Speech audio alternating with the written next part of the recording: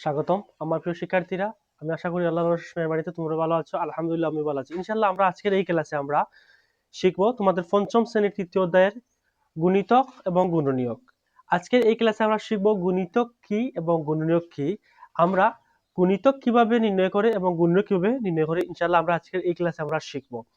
তো তোমরা দেখতে পাচ্ছ আমি বোর্ডের মধ্যে লিখেছি যে গুণিতক এবং গুণনীয়ক। তোমাদের পাঠের তৃতীয় অধ্যায়ের মধ্যে পঞ্চম শ্রেণীর তৃতীয় অধ্যায়ের মধ্যে তোমাদের কি আছে, পাঠের নাম হচ্ছে গুণিতক ও গুণনীয়ক।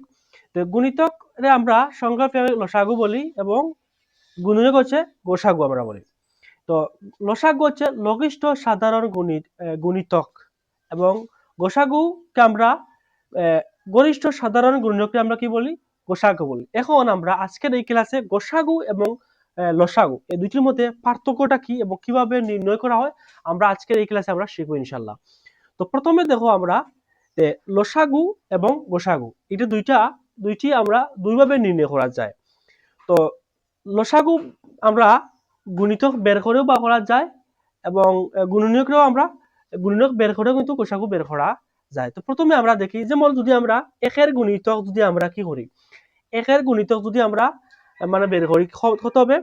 একের গুণিতক হচ্ছে 2 একে 2 সরি 1 একে 1 2 একে 2 3 একে 3 4 একে 4 5 একে 5 6 একে 6 7 একে 7 8 একে 8 9 একে 9 10 একে 10। এখন যদি আমরা 2 এর গুণিতক আমরা বের করি, কিভাবে বের করব?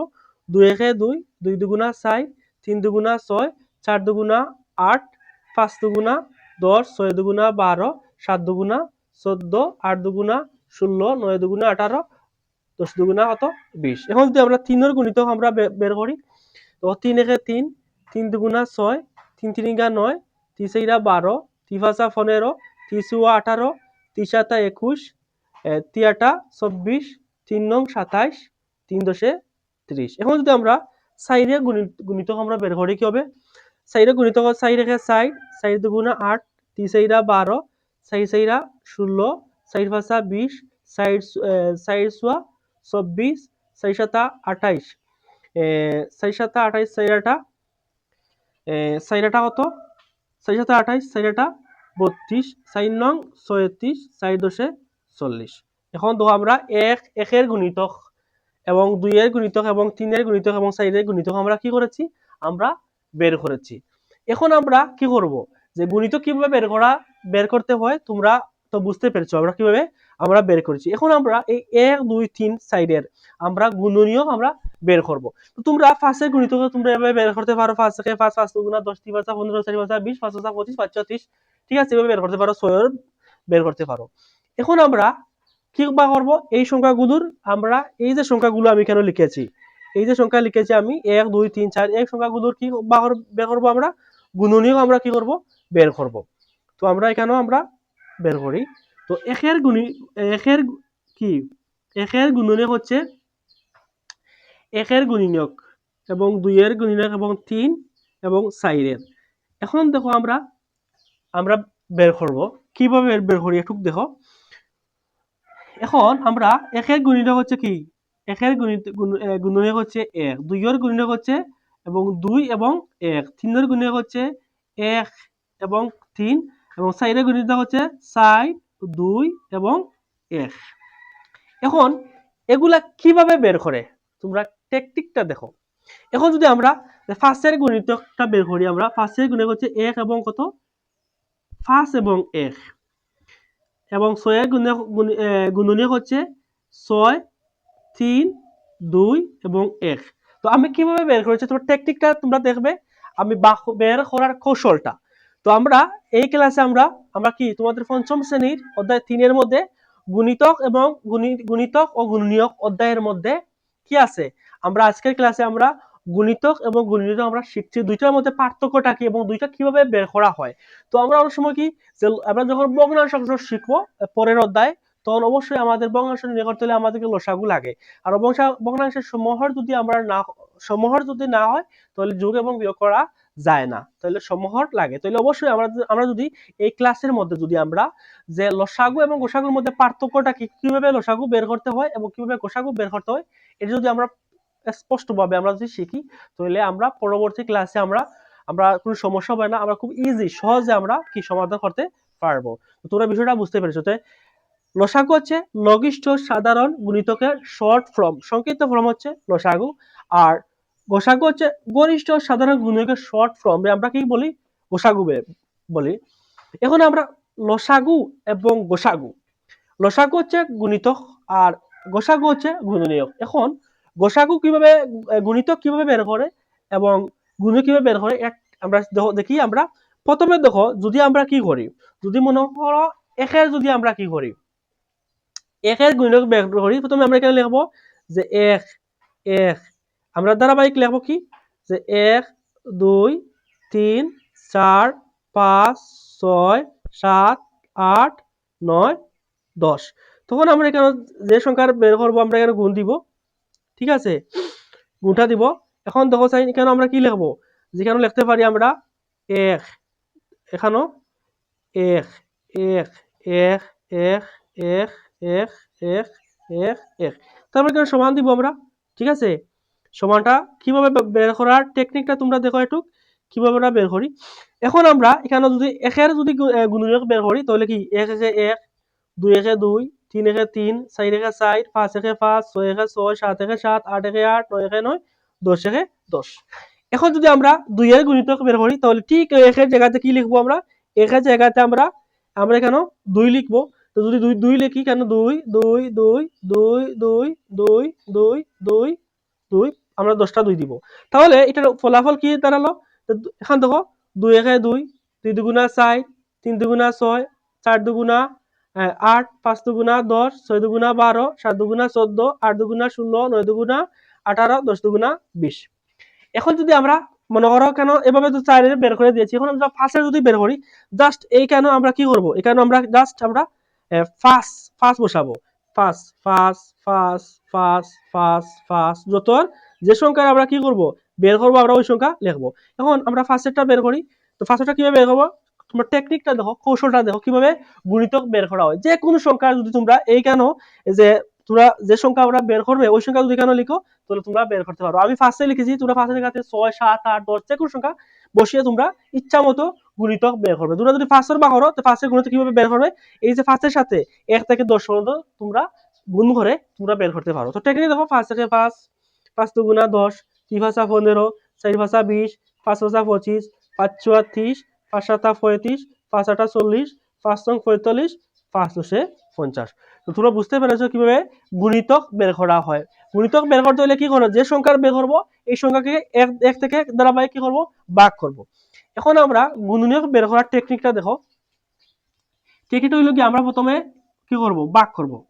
তো আমরা 1 2 3 4 5 6 7 8 9 10, ঠিক আছে, 10 লিখলাম। এখন আমরা এখানে ভাগ লিখবো, ভাগ, ঠিক আছে, ভাগ, ভাগটা আমরা লিখবো, ভাগ প্রত্যেকটা কি দিব, ভাগ, ভাগ দিয়েছি। তারপরে আমরা কোন সংখ্যা একের ভাগ করবো, তাহলে এখানে আমরা সেখানে সমান দেই, সমান আমরা এখানে দিব, সমান। তো আমরা এখানেও ওই যে একের কিভাবে বের করছি, এককে আমরা এক দিয়ে ভাগ দিব। তো এক দিয়ে একে ভাগ দিলে একে এক, তাহলে অবশ্যই একের গুণিতক হচ্ছে এক। এখন আমরা দুইয়ের যদি ভাগ করি, তাহলে এখানে লিখবো 2, তারপরে 2, ঠিক আছে। দুইয়ের দুই একে কত 2, আবার দুই একে কত, এখানেও 2 দিয়ে একটা ভাগ দিলে 2 একে 2, আর 2 দিয়ে ভাগ দিলে 2 একে কত 2, তাহলে 2 এর গুণ কিভাবে বের করেছি, 2 এবং 1 তোমরা দেখতে পেরেছো। তারপর এখন যদি আমরা 3 দেই, তাহলে 3 এর যদি ভাগ করি 3 এবং 3। এখন দেখো 3 দিয়ে 1 রে ভাগ দিলে 3 এর কত 3, 3 দিয়ে 2 রে ভাগ দেওয়া যাবে না, কারণ ভাগ দিলে ভাগ শেষ থাকবে, তাহলে এটি বের হবে না, তাহলে ক্রস দিয়েছি। তারপর 3 দিয়ে 3 ভাগ দিলে 1, তাহলে 1 এর গুণিতক কত, 1 এর গুণনীয়ক হচ্ছে 1 এবং 3। এখন আমরা 4 এর গুণিতক যদি আমরা বের করি, তাহলে এখানে আমরা 4 4 4 4 দিয়েছি, তাহলে আমরা দেখি আবার উত্তরটা। তো 4 দিয়ে ভাগ দিলে 1 রে 4 একে 4, 4 2 দিয়ে ভাগ দিলে 2 দুগুণা 4, 4 কে 3 দিয়ে ভাগ দেওয়া যাবে না, কারণ ভাগ শেষ, তাহলে এটা ক্রস।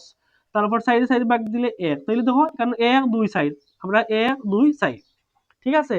এবং যদি ফার্স্ট এর গুণনীয়ক যদি আমরা বের করি, তাহলে ঠিক এখানে ফার্স্ট ফার্স্ট ফার্স্ট পর্যন্ত আমরা ধারাবাহিক ফার্স্টে যাব।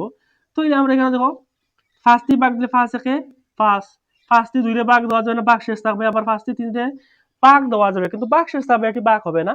তো এখানে ক্রস, তারপরে ফার্স্টে সাইডে ভাগ দেওয়া যাবে না কারণ ভাগ শেষ থাকবে।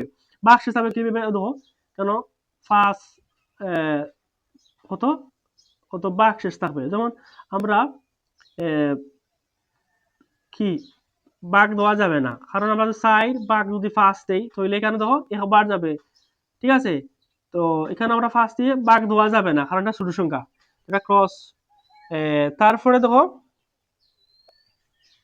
এখানে দেখো ফার্স্ট ফার্স্ট আমরা দিব এবার একবার, ঠিক আছে। তাহলে এখানে কত 1 এবং 5, এখন 6 এর দেব ভাগ 6 6 6 6 6 6 6 দিয়ে 1 ভাগ দিয়ে 6 1 6 6 দিয়ে ভাগ দিলে 3 দুগুণা 6, 6 এর ভাগ দিলে 2, আবার 6 এর ভাগ দেওয়া যাবে না কারণ ভাগ দেওয়া কেন যাবে না কারণ ভাগ শেষ থাকবে। কিভাবে ভাগ শেষ থাকবে দেখো, কেন 4 6 যাইব এবার একবার 4 4 6 2, এই যে ভাগ শেষ 2 থাকে এজন্য এদিকে ভাগ দেওয়া যাবে না, মানে ভাগ শেষ থাকলে যে সংখ্যার ভাগ শেষ থাকবে এই সংখ্যা গুণনীয়ক নয়।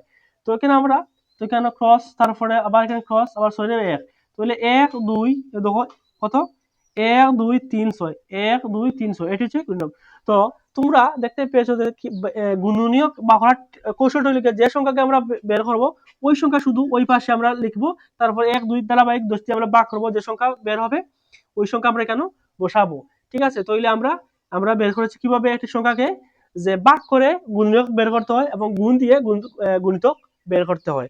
তাহলে আমরা যে সংখ্যা গুণিতক বের করতে হলে আমরা ধারাবাহিক কি করব, 1 2 3 4 10 পর্যন্ত লিখবো, আর যে সংখ্যা গুণিতক বের করবো ওই সংখ্যা গুণ করে আমরা এখানে গুণিতক বের করবো। আর যদি আমরা গুণনীয়ক বের করতে চাই তাহলে আমরা কি করব, ওই সংখ্যা ওই পাশে বসাবো আর ধারাবাহিক 1 2 3 পর্যন্ত 10 পর্যন্ত দিব।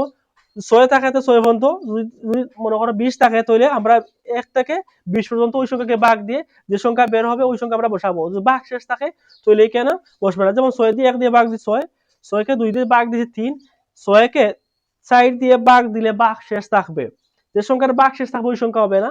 তারপর 6 এর 6 দিয়ে ভাগ দিলে হতো একবার যাবে, এর জন্য 1, তাহলে 6 এর গুণনীয়ক হচ্ছে 1 2 3 6। এ হচ্ছে গুণিতক এবং গুণনীয়ক বের করার কৌশল। যখন আমরা ভগ্নাংশের অঙ্ক করব তখন অবশ্যই আমাদেরকে লসাগু লাগে। তো লসাগু কি এবং গোসাগু কি, এবং গুণিতক কিভাবে বের করতে হয় এবং গুণনীয়ক কিভাবে বের করতে হয় এইটা মানে কৌশলটা আমি কেন দিয়েছি। তাহলে গুণিতক হচ্ছে লসাগু, লসাগু মানে হচ্ছে লঘিষ্ঠ সাধারণ গুণিতকের শর্ট ফর্ম হচ্ছে লসাগু, আর গোসাগু হচ্ছে গুণনীয়ক, গুণনীয়ক হচ্ছে গোসাগু, গরিষ্ঠ সাধারণ গুণনীয়কের শর্ট ফর্ম হচ্ছে কি গোসাগু। তো আমি লসাগু কি এবং গোসাগু কি, তারপরে গুণিতক কিভাবে বের করতে হয় এবং গুণনীয়ক কিভাবে বের করতে হয় কৌশলটা আমি আজকের এই ক্লাসে আমি উপস্থাপন করেছি। ইনশাআল্লাহ আমরা অন্য একটি ক্লাসে আমরা শর্ট ফর্মে লসাগু এবং গোসাগু দুই নিয়মে কিন্তু নির্ণয় করা যায়। অন্য ক্লাসে আমি কি করব ইনশাআল্লাহ গোসাগু এবং লসাগু আমরা মানে নির্ণয় কিভাবে করা যায় দুই নিয়মে, গোসাগু দুই নিয়মে নির্ণয় করা যায় এবং গোসাগু দুই নিয়মে নির্ণয় করা যায়, আমরা অন্য ক্লাসে আমরা শিখবো। তো এতক্ষণ এই ক্লাস করার জন্য ধন্যবাদ। ক্লাসটি ভালো লাগলে শেয়ার করবে এবং লাইক করবে যাতে অন্যরা শেখার সুযোগ পায়। ইনশাআল্লাহ অন্য ক্লাসে আমরা শিখবো অন্য বিষয়। আল্লাহ হাফিজ।